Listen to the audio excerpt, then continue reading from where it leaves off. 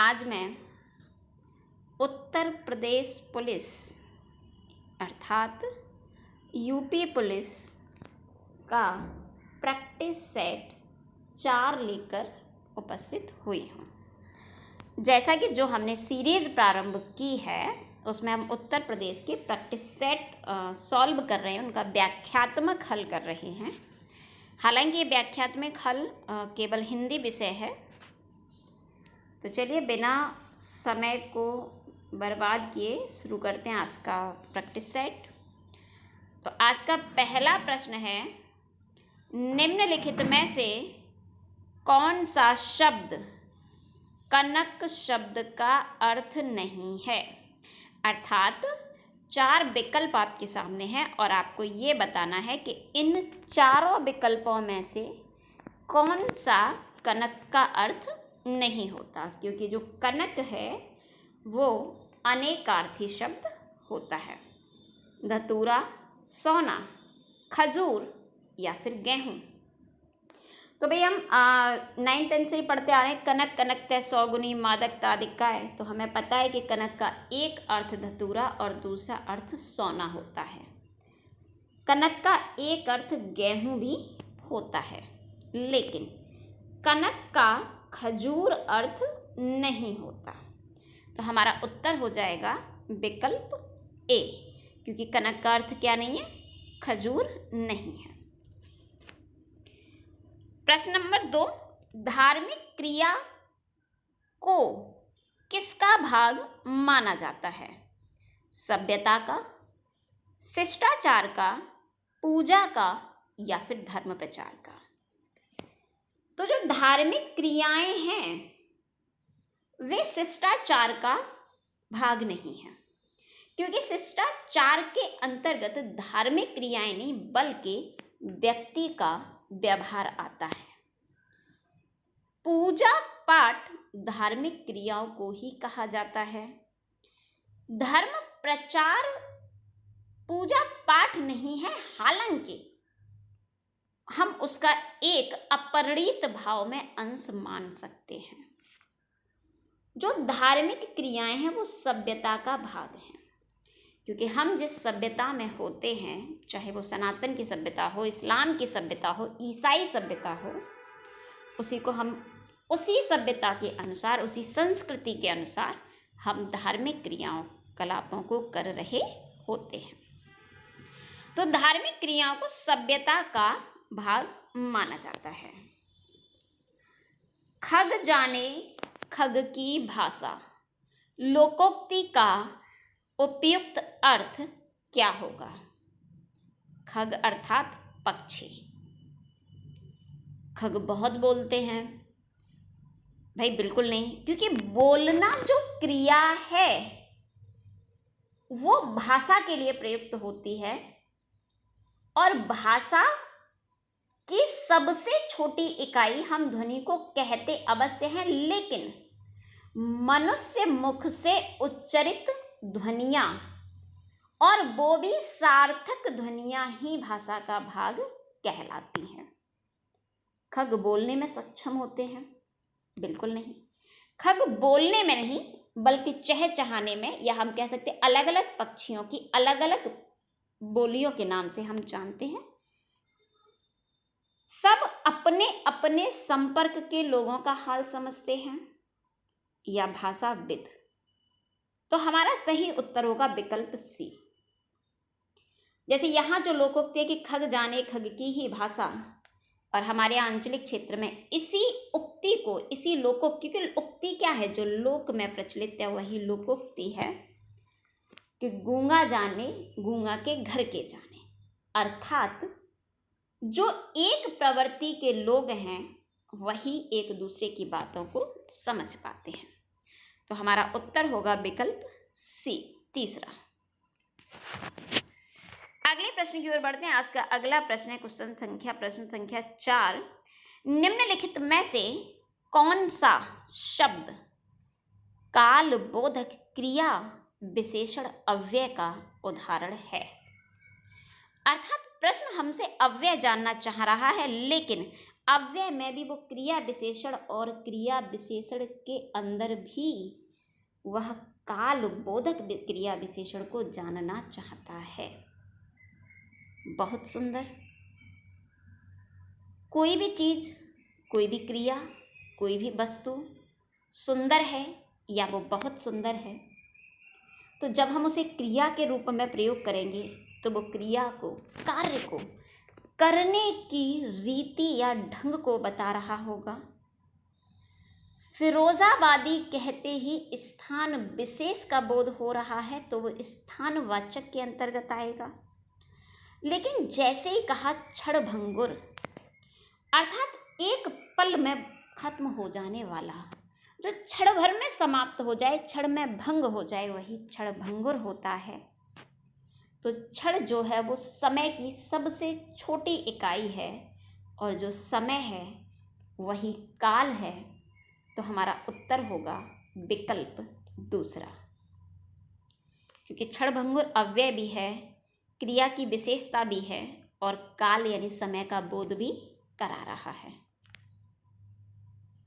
प्रश्न संख्या 5, निम्नलिखित में से किस शब्द में परा उपसर्ग का प्रयोग नहीं हुआ है? पराकाष्ठा, पराधीन, परामर्श या फिर पराभव। तो काष्ठा शब्द में परा उपसर्ग लगा है, मर्श में परा उपसर्ग है और भव में भी परा उपसर्ग है, लेकिन अधीन शब्द में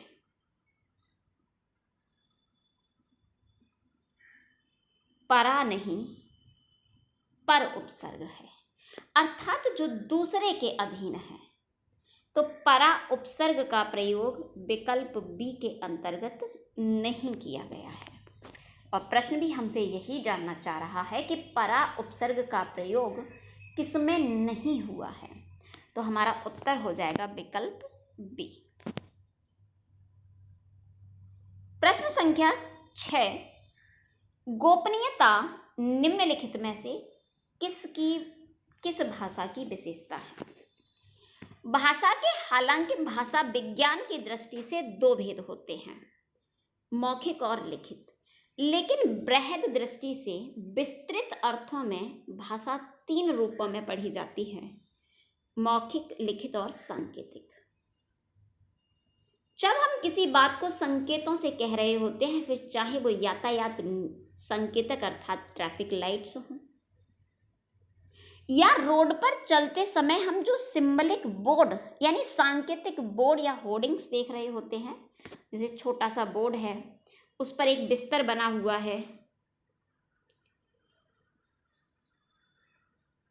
जो हॉस्पिटल का प्रतीक है, 2 छोटे छोटे से बच्चे बैग टांग कर जा रहे हैं, विद्यालय का प्रतीक है। अगर कहीं हमें छुरी या कांटे दिख जाते हैं तो वो होटल या ढाबे यानी भोजनालय का प्रतीक है। सांकेतिक भाषा की जो सबसे प्रमुख विशेषता होती है वो होती है गोपनीयता। जब हम एग्जाम हॉल में बैठे होते हैं तो अपने मित्रों से सिर्फ सांकेतिक भाषा में ही कह देते हैं कि चलो भाई 1 घंटा लगे तो पानी पीने आ जाना। या जब एग्जामिनर एग्जाम हॉल में जो परीक्षक है वो अपनी ड्यूटी दे रहे हैं, फिर भी हम संकेतों में ही पूछ लेते हैं कि पहले का दूसरा, और जिससे हम संकेत करते हैं उसका अर्थ सिर्फ उसी को समझ में आता है जिसको हम संकेत दे रहे हैं। तो गोपनीयता सांकेतिक भाषा की सबसे प्रमुख विशेषता होती है। मौखिक भाषा की सबसे प्रमुख विशेषता मधुरता होती है और लिखित भाषा की सबसे प्रमुख विशेषता लंबे समय तक सुरक्षित होना होता है। जैसे एक लोकोक्ति है, एक उक्ति है कि काना काना मत कहे काना जाएगा रूठ, और हौले हौले पूछ ले तेरी कैसे गई थी फूट। अर्थात किसी व्यक्ति को यदि कोई पीड़ा है, कोई कष्ट है, और यदि आप उसके कष्ट का मजाक उड़ा रहे हैं, उस पर कटाक्ष कर रहे हैं, व्यंग कर रहे हैं, तो उसको कष्ट होगा, वो आपसे चिढ़ जाएगा क्रोधित हो जाएगा। लेकिन अगर आप उससे प्रेम से पूछेंगे, जैसे इंग्लिश में कहा जाता है कि more indirect more polite you become, तो जो मधुरता है वो मौखिक भाषा की विशेषता है और कोई भी वस्तु लंबे समय तक सुरक्षित लेखन के माध्यम से हो सकती है, लिपि के माध्यम से हो सकती है। अगले प्रश्न की ओर चलते हैं और आज का अगला प्रश्न, प्रश्न संख्या 7। निम्नलिखित में से कौन सा शब्द पुल्लिंग नहीं है? संस्मरण। संस्मरण साहित्य की, गद्य साहित्य की एक विधा है जिसमें लेखक अपनी स्मृतियों के आधार पर कोई भी रचना रच रहा होता है। बाघ, जिसे हम उपवन भी कहते हैं, तो संस्मरण होता है। स्मृतियां होती हैं, लेकिन संस्मरण जब लिखा जाता है तब वो पुल्लिंग होता है। बाघ भी होता है, साहित्य भी होता है, लेकिन व्याख्या की जाती है। तो हमारा जो पुल्लिंग शब्द नहीं है वो विकल्प चौथा नहीं है। प्रश्न संख्या 8। विद्यापति की निम्नलिखित में से कौन सी रचना अभट्ट भाषा में रचित रचना है? संपूर्ण हिंदी साहित्य में विद्यापति ही थे जिनकी रचनाएं हिंदी साहित्य के क्षेत्र में इस बात का सबल प्रमाण देती हैं कि अभट्ट नाम की भी एक भाषा थी। अर्थात अपभ्रंश के बाद सीधे सीधे हिंदी का विकास नहीं हुआ, बल्कि अपभ्रंश के बाद और हिंदी से पहले जो जनमानस में विद्यमान थी वो भाषा अभट्ट थी। इसीलिए अभट्ट को हम ग्रामीणी अपभ्रंश भी कहते हैं। विद्यापति की हालांकि कुल 14 रचनाएं प्राप्त होती हैं, जिसमें से केवल और केवल 2 रचनाएं अभट्ट भाषा में प्राप्त होती हैं, और वो रचनाएं हैं कीर्ति लता और कीर्ति पताका, जिसमें राजा कीर्ति सिंह के शौर्य का, वीरता का, राजा कीर्ति सिंह कैसे अपने पिता की मृत्यु का प्रतिशोध लेते हैं, इसका वर्णन किया गया है। अगले प्रश्न की ओर चलते हैं। आज का प्रश्न संख्या 9। निम्नलिखित में से कौन सी क्रिया मुख्य क्रिया के अर्थ को स्पष्ट करती है? क्रिया वे शब्द होते हैं जिनमें किसी कार्य का करना या होना पाया जाता है, उसे हम क्रिया कहते हैं। क्रिया के मुख्य भेद तो 2 ही माने जाते हैं, अकर्मक और सकर्मक, लेकिन अन्य भेदों में पूर्वकालिक, प्रेरणार्थक, सहायक क्रिया, नामबोधक क्रिया आती है। जब कोई कर्ता एक क्रिया को समाप्त करके दूसरी क्रिया प्रारंभ कर देता है तब वहां पूर्वकालिक क्रिया होती है। जैसे मैं खाना खाकर सो गई, तो खाना पहले खाया था, तो खाना खाने की क्रिया तो पहले हो चुकी, पूर्व के काल में हो चुकी। प्रेरणार्थक क्रिया कर्ता स्वयं न करके किसी अन्य से करवाता है। उदाहरण के लिए, मैंने अपना गृह कार्य भाई से करवाया। नामबोधक क्रिया संज्ञा या सर्वनाम में जुड़ने से बनती है, जैसे लाठी और मैंने कह दिया लठियाना, हाथ हथियाना। मुख्य क्रिया के अर्थ को स्पष्ट करने वाली क्रिया सहायक क्रिया होती है, जिसे हम हेल्पिंग वर्ब कहते हैं, जैसे इज, एम, आर, बाज पर। जैसे राम जाता, अब है और था पर निर्भर करता है कि जो क्रिया है वो वर्तमान काल की है या भूतकाल की है। तो जो जाना क्रिया है उस मुख्य क्रिया के अर्थ को स्पष्ट कौन कर रहा है? मुख्य क्रिया कर रही है। अगले प्रश्न की ओर चलते हैं। आज का अगला प्रश्न, प्रश्न संख्या 10। टिकट घर निम्नलिखित में से कौन से शब्द का उदाहरण है? तत्सम शब्द, अनुकरणात्मक शब्द, देशज शब्द या फिर संकर शब्द। तत्सम शब्द वे शब्द होते हैं जो संस्कृत भाषा से ज्यों के त्यों हिंदी में प्रयुक्त कर लिए जाते हैं। अनुकरणात्मक शब्द वे शब्द होते हैं जिनसे अनुकरण या ध्वनि का बोध होता है, जैसे टिक टिक, खन खन, छन छन आदि। देशज शब्द वे शब्द होते हैं जिनकी उत्पत्ति या व्याकरण का कहीं कोई बोध नहीं होता। उन्हें ध्वनि या आकार के आधार पर बना लिया जाता है, जैसे लोटा, फुल्की, पनपथी, फावड़ा, जुगाड़, खटिया आदि। संकर शब्द वे शब्द होते हैं जो दो भिन्न भिन्न भाषाओं से मिलकर बनते हैं, जैसे टिकट अंग्रेजी शब्द है और घर हिंदी शब्द है। बोर्ड अंग्रेजी शब्द है लेकिन परीक्षा हिंदी शब्द है। तो जहाँ भी हम कहें बोर्ड परीक्षा, टिकट घर, अजायब घर, हॉल, परीक्षा हॉल इत्यादि, तो हमारा उत्तर जो होगा वो हमारा उत्तर होगा विकल्प सी। अगले प्रश्न की ओर बढ़ते हैं।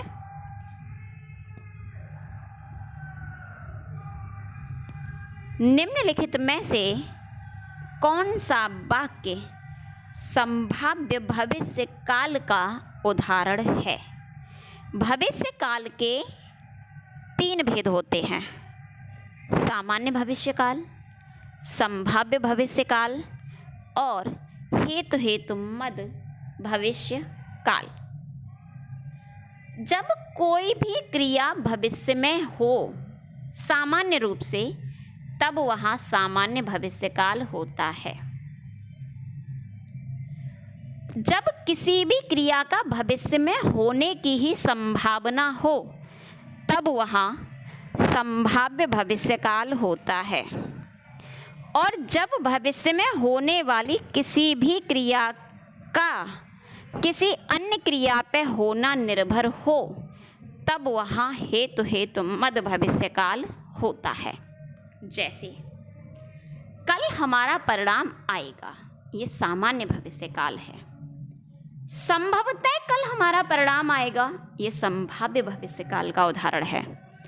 लेकिन यदि कल प्रधानाचार्य आए तो हमारा परिणाम आएगा।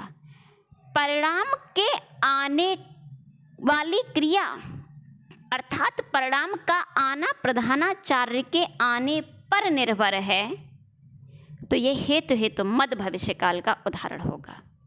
हालांकि हमारा प्रश्न हमसे पूछ रहा है संभाव्य भविष्य काल, तो हमारा उत्तर हो जाएगा विकल्प बी।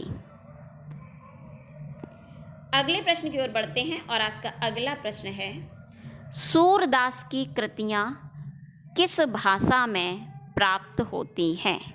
सूरदास भक्ति काल के कृष्ण भक्ति परंपरा के प्रवर्तक कवि थे।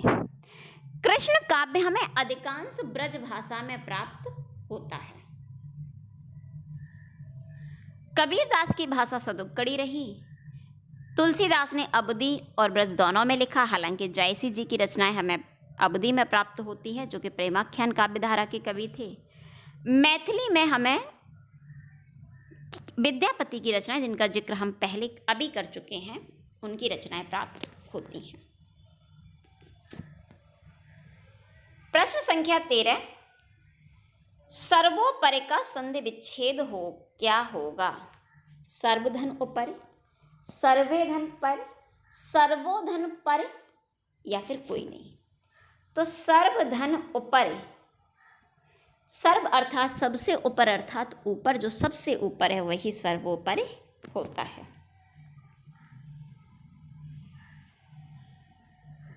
सांप तुम सभ्य तो हुए नहीं, पंक्ति के रचनाकार कौन है? सांप तुम सभ्य तो हुए नहीं, नगर में बसना कहाँ से आया, डसना कहाँ से आया, फिर बिस कहाँ से आया। अज्ञे जी ने व्यंग किया नगरीय सभ्यता पर, नागरीय सभ्यता पर।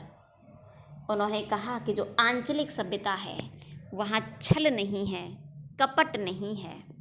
तो वो सांप के माध्यम से कहते हैं कि सांप तुम सभ्य तो हुए नहीं, नगर जैसी सभ्यता तुम में नहीं है, फिर तुम्हारे अंदर इतना विष कहाँ से आया, इतना जहर कहाँ से है। तो इस पंक्ति के जो रचनाकार हैं वो हैं हमारे सच्चिदानंद हीरानंद वात्सायन अज्ञे जी।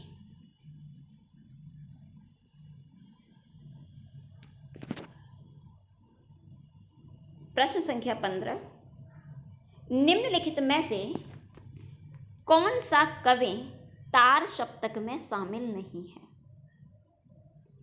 तार सप्तक अज्ञे के द्वारा एक पत्रिका निकाली गई जो 4 भागों में हमें मिलती है। तार सप्तक, दूसरा सप्तक, तीसरा सप्तक और चौथा सप्तक।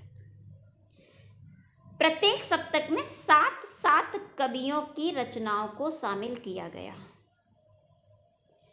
प्रथम सप्तक अर्थात जिसे हम तार सप्तक कहते हैं उसमें 7 कवि थे, जिन्हें एक ट्रिक फॉर्मेट से मैंने हालांकि शॉर्ट्स वीडियो में बताने का प्रयास किया था कि अज्ञे राम ने गज पर नहीं गिरने दी भारती। अर्थात अज्ञे जी, रामविलास शर्मा जी, गजानन माधव मुक्तिबोध जी, प्रभाकर माचवे जी, भारत भूषण अग्रवाल जी। तो जो नहीं है वो नहीं है शमशेर बहादुर। तो हमारा उत्तर होगा विकल्प सी, तीसरा। प्रश्न संख्या 16, यदि किसी समास में न पूर्व पद प्रधान हो और ना ही उत्तर पद प्रधान हो, बल्कि किसी अन्य तीसरे पद की प्रधानता हो, तब वहां कौन सा समास होता है। तो भाई जहां पहला और दूसरा पद प्रधान होता ही नहीं है वहां तो कोई बाहर वाला अर्थात बहुव्रीहि समास होता है। अव्ययी भाव में पहला पद प्रधान है और तत्पुरुष और कर्मधारय में दूसरा पद प्रधान है। तो हमारा उत्तर होगा विकल्प सी। और पदों के आधार पर मैंने एक शब्द अत द्वप के माध्यम से आपको बताया था सिर्फ 1 मिनट के शॉर्ट्स वीडियो में, तो आप वहां से भी देख सकते हैं। अगला प्रश्न, कनफटा में कौन सा समास है।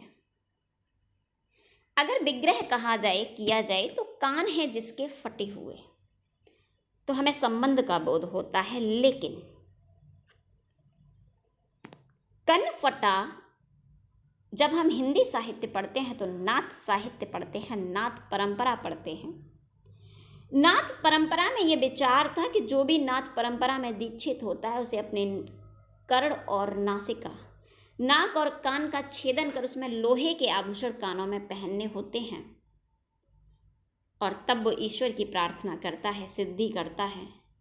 जब तक साधना हो रही होती है, हमारी शरीर की क्षमता, हमारी ऊर्जा कुंडलिनी चक्र को पार कर शून्य या ज्ञान चक्र में पहुंचती है,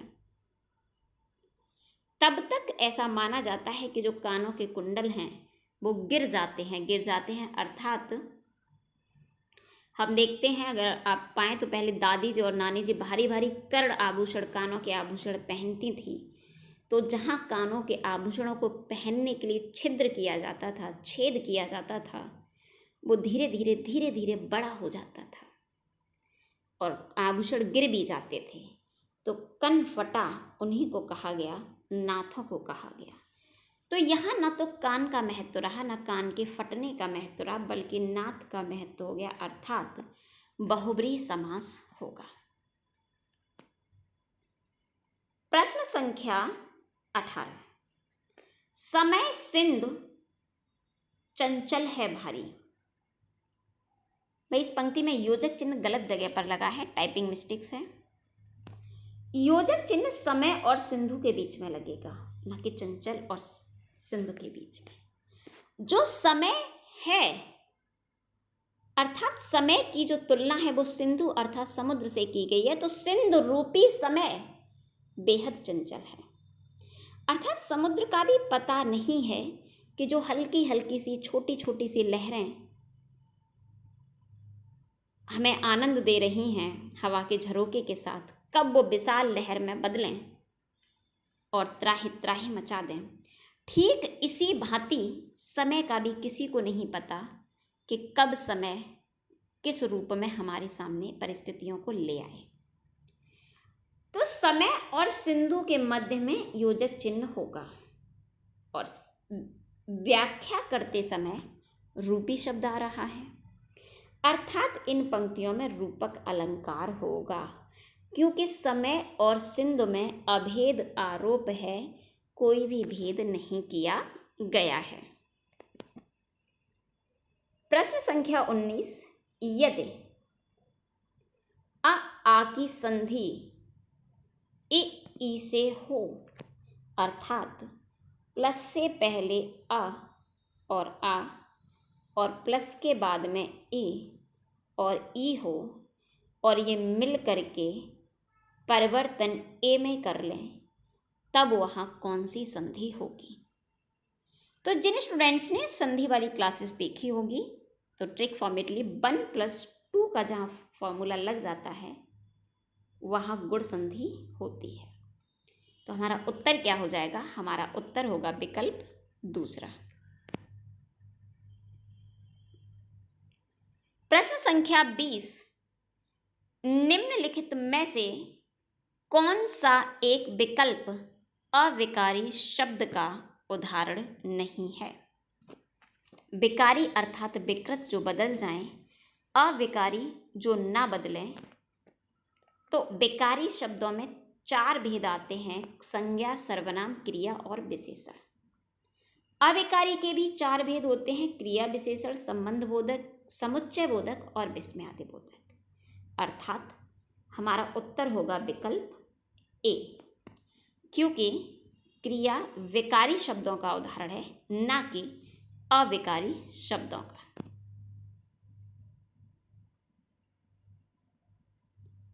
प्रश्न संख्या 21, मिनट्स का हिंदी पर्याय होगा।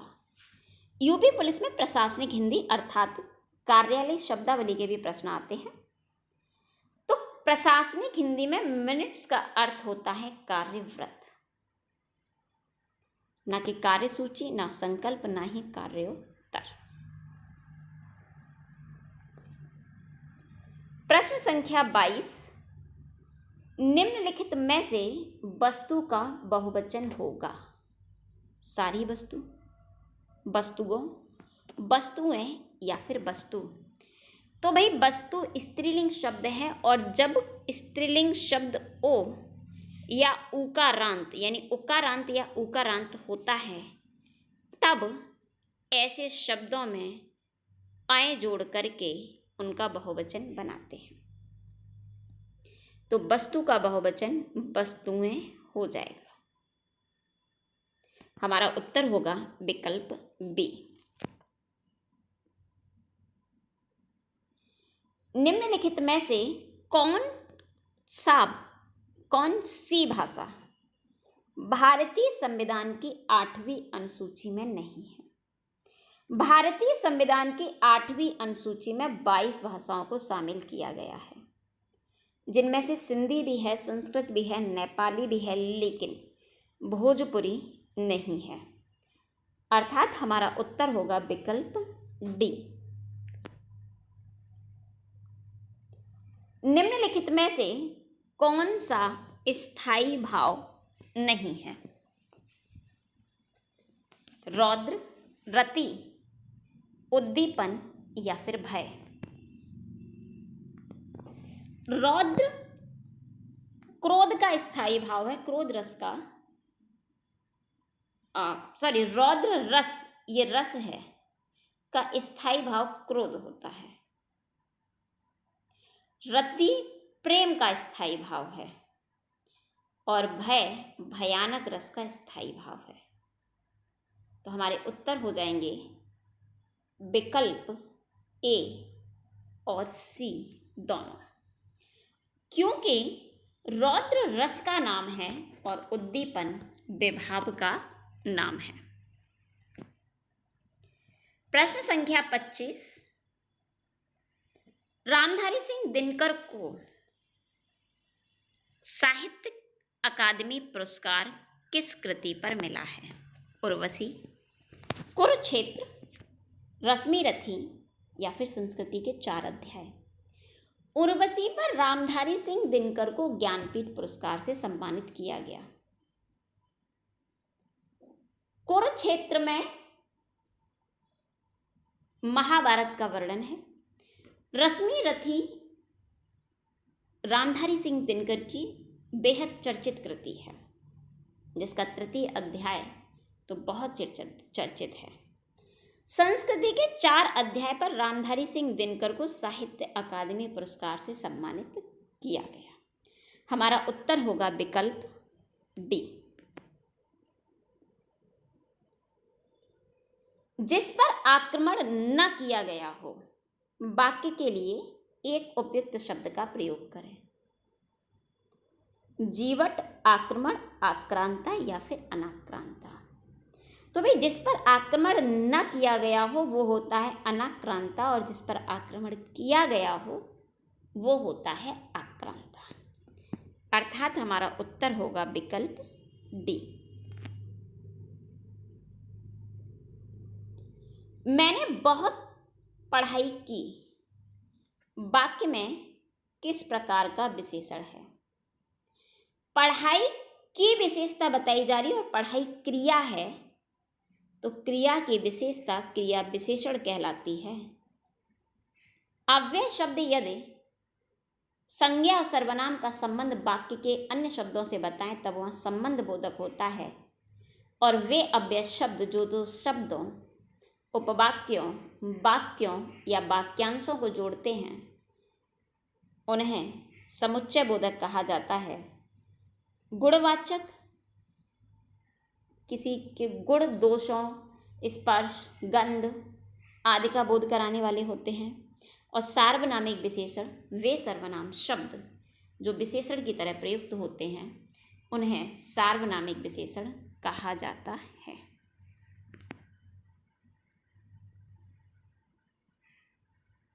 प्रश्न संख्या 28, पुलिस को देखकर वह भाग गया, वाक्य में कौन सा कारक है?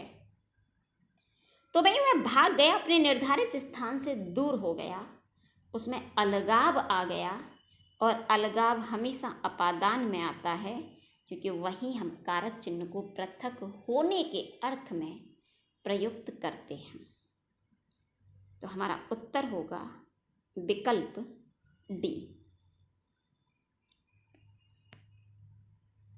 प्रश्न संख्या 29, निम्नलिखित में से ताल, महाप्राण और घोष वर्ण कौन सा है?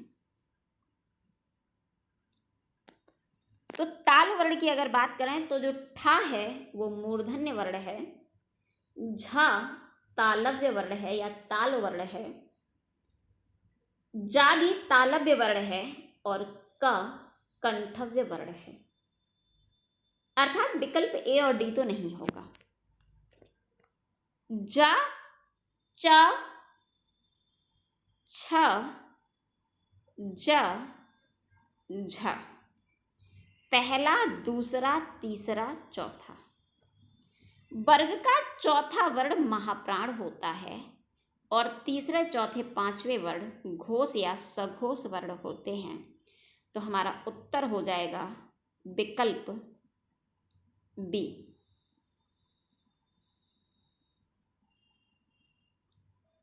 अगला प्रश्न, हरिद्रा का तद्भव रूप क्या होगा? हरा, हरे, हार या फिर हल्दी। तो भाई हरिद्रा का तद्भव रूप या हल्दी का तत्सम रूप हरिद्रा, और हरिद्रा का तद्भव रूप हल्दी, टर्मरिक। प्रथम विश्व हिंदी सम्मेलन कहाँ संपन्न हुआ? नई दिल्ली, नागपुर, लखनऊ या फिर देवास। नई दिल्ली में 6वां हिंदी विश्व सम्मेलन हुआ। नागपुर में प्रथम हिंदी विश्व सम्मेलन हुआ और देवास में 2021 का विश्व सम्मेलन मध्य प्रदेश में होना था। लखनऊ में अभी तक कोई भी हिंदी विश्व सम्मेलन नहीं हुआ है, तो हमारा उत्तर है नागपुर। जब काव्य पंक्तियों में समानार्थक शब्दों वाक्यांशों की आवृत्ति हो परंतु अनन्वय करने पर अर्थ में अंतर हो, तब वहां कौन सा अलंकार होता है? छेकानुप्रास, वृत्यानुप्रास, लाटानुप्रास या फिर यमक। तो भाई शब्दों की आवृत्ति हो लेकिन अर्थ भिन्न हो तब यमक होता है। काव्य पंक्तियों में अनेक वर्ण 2 बार आते हैं तब छेकानुप्रास होता है। एक वर्ण अनेक बार आता है तब वृत्यानुप्रास होता है, लेकिन समानार्थक शब्दों या वाक्यों की आवृत्ति और अनन्वय में अंतर होने पर लाटानुप्रास होता है। अर्थात हमारा उत्तर होगा विकल्प सी। ज्ञानपीठ पुरस्कार सर्वप्रथम किस भाषा में दिया गया? भारतीय संविधान में स्वीकृत सभी भाषाओं में ज्ञानपीठ पुरस्कार दिया जाता है। 1984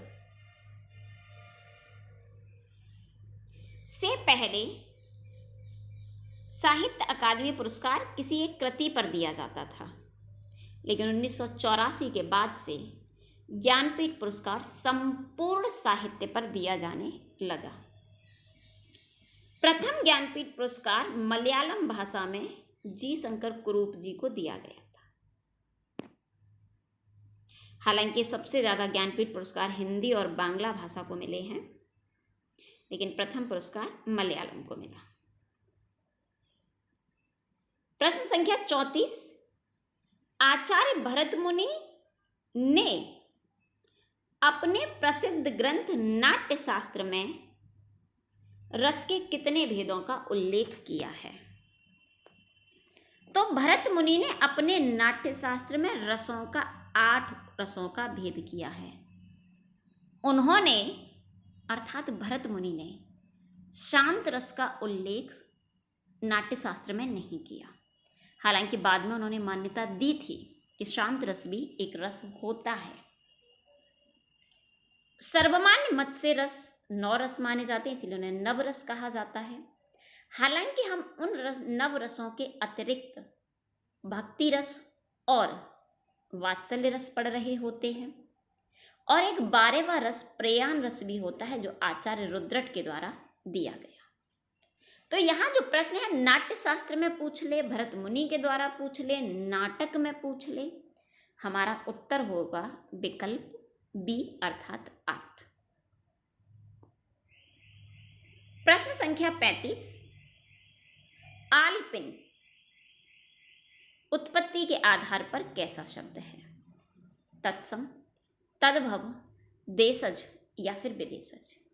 तो भाई आलपिन ना तो हमने संस्कृत से लिया, ना ही संस्कृत शब्दों का सरलीकरण किया, ना ही हमने किसी भी आकृति के आधार पर बनाया, बल्कि उसे तो हमने पुर्तगाली भाषा से एज इट इज एज ले लिया, अर्थात ज्यों का त्यों ले लिया। इसीलिए आलपिन शब्द विदेशज शब्द है, क्योंकि इसका जन्म विदेश में हुआ है।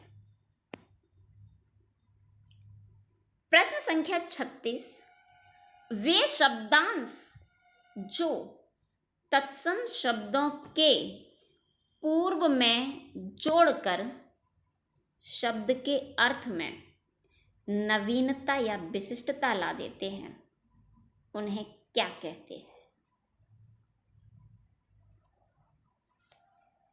तत्सम उपसर्ग, तद्भव उपसर्ग, आगत उपसर्ग या फिर सभी। तो भाई उपसर्ग तो होते हैं क्योंकि शब्दांश आगे जुड़ रहे हैं अर्थात उपसर्ग हैं, लेकिन तत्सम शब्दों में जुड़ते हैं तो तत्सम उपसर्ग होते हैं। यदि तद्भव में जुड़े तो तद्भव होते हैं। आगत में दो भेद आते हैं, देशज और विदेशज, विदेशी, क्योंकि आगत विदेशी ही शब्द है, उर्दू उपसर्ग और अंग्रेजी उपसर्ग।